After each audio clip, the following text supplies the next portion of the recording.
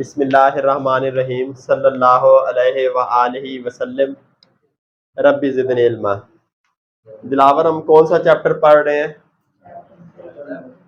और क्या नाम है चैप्टर 3 का? शाबाश। प्रीवियस लेक्चर में हमने पढ़ा मैकेनिज्म ऑफ एंजाइम रिएक्शन। उसमें हमने देखा कि एंजाइम किस तरह क्या करते हैं, रिएक्ट करते हैं और कैसे वो हमें प्रोडक्ट बना के देते हैं। आज अब हमारा टॉपिक क्या है मजर?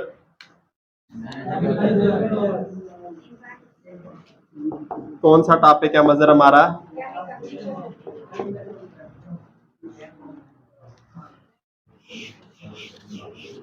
Chemical nature of. शाबाश। केमिकल नेचर में बेटे हम क्या देखेंगे? शाबाश। केमिकल एंजाइम क्या चीज है और इनकी कैसी नेचर है?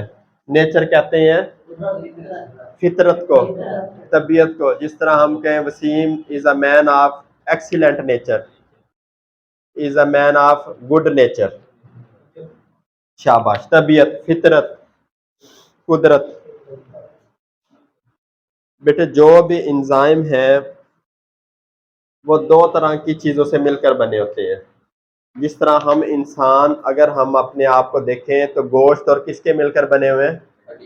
मेजर दो चीजें हैं। फिर आगे गोश्त में बहुत सारी चीजें हैं, प्रोटीन, कार्बोहाइड्रेट, लिपिड्स। और हड्डियों को जब हम माइक्रोस्कोपिकली देखते हैं तो पता चलता है और बहुत सारी चीजें हैं हड्डियों में, जिस तरह कैल्शियम, फास्फेट और बहुत सारी चीजें।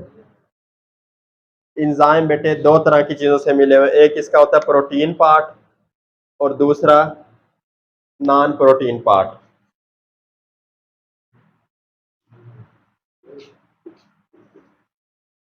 किन दो चीजों से मिलकर बने एंजाइम? शाबाश।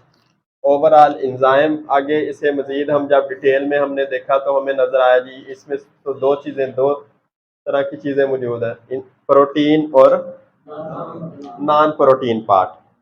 बेटा जो प्रोटीन पार्ट होता है उसे कहते हैं एपो एंजाइम,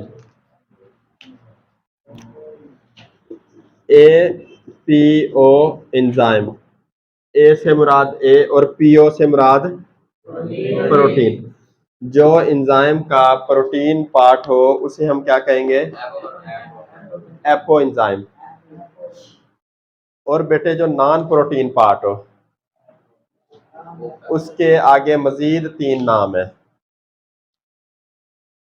इसको बेसिकली बेटे कहते हैं प्रोस्थेटिक ग्रुप। क्या कहते हैं इसे? Zulfikar, non protein part of enzyme is called prosthetic group. बेटे प्रोस्थेटिक ग्रुप आगे कितनी आगे देखते हैं, ये या तो हो सकता है कोफैक्टर या को एंजाइम। ठीक हो गया। और बेटे प्रोटीन और नॉन प्रोटीन पार्ट मिलकर क्या बनाते हैं? एंजाइम। और उस एंजाइम को हम होलो एंजाइम भी कहते हैं। जुल्फकार, कौन सा एंजाइम कहते हैं? वो एंजाइम जिसमें प्रोटीन और नॉन प्रोटीन पार्ट मौजूद हो उसे कहते हैं होलो एंजाइम। बेटे ये जरूरी नहीं है कि हर एंजाइम में नॉन प्रोटीन पार्ट मौजूद हो सकता है सिर्फ प्रोटीन पार्ट मौजूद हो सकता है सिर्फ नॉन प्रोटीन पार्ट मौजूद हो। जो आउटसाइड से हम कैटालिस्ट देते हैं हो सकता है नॉन प्रोटीन पार्ट हो सिर्फ।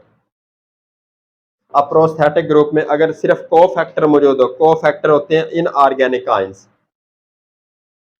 कोफैक्टर क्या होते हैं? ऐसा नॉन प्रोटीन पार्ट जो इनऑर्गेनिक आयंस पर मुश्तमिल हो उसे क्या कहेंगे? कोफैक्टर। और बेटे को एंजाइम ऐसा नॉन प्रोटीन पार्ट जो ऑर्गेनिक सब्सटेंस पे मुश्तमिल हो उसे क्या कहेंगे? को एंजाइम। बेटे अब इसमें कोई चीज मजीद पूछने वाली हो? बेटे को एंजाइम ऑर्गेनिक या मेटेलो ऑर्गेनिक मॉलिक्यूल्स हो, या तो ऑर्गेनिक नेचर का मॉलिक्यूल मौजूद हो या मेटल मौजूद हो। इमरान असलम ने बेटे पूछा कि ऑर्गेनिक चीज़ क्या होती है। ऑर्गेनिक वो सब्सटेंस होता है जिसमें कार्बन हाइड्रोजन ने बॉन्ड बनाया हो। दुनिया में वो तमाम तरह के सब्सटेंसेस जिनमें कार्बन और हाइड्रोजन ने बॉन्ड बनाया हो, उस सब्सटेंस को कहेंगे ऑर्गेनिक। वो सब्सटेंस जिसके अंदर कार्बन और हाइड्रोजन ने बॉन्ड ना बनाया, उसे क्या कहेंगे? Inorganic substance. और मेटल्स बेटे किसे कहते हैं? धातु को। जिस तरह क्या हो गया? सोना, चांदी, हीरे, पित्तल, सिल्वर, कॉपर, प्लाटीनियम। हाँ, लेकिन ये देख लेना, आपने वही नाम उर्दू में बोले हैं, इंग्लिश में और नाम उसके बोल दिए।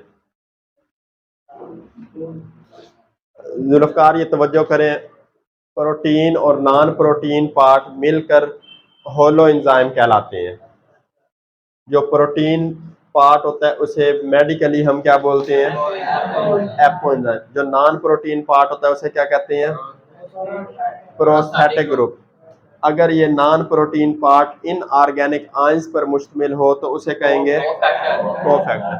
अगर ये ऑर्गेनिक सब्सटेंस या मेटल्स पे मौजूद हो तो वसीम इसे क्या कहेंगे? कोएंजाइम।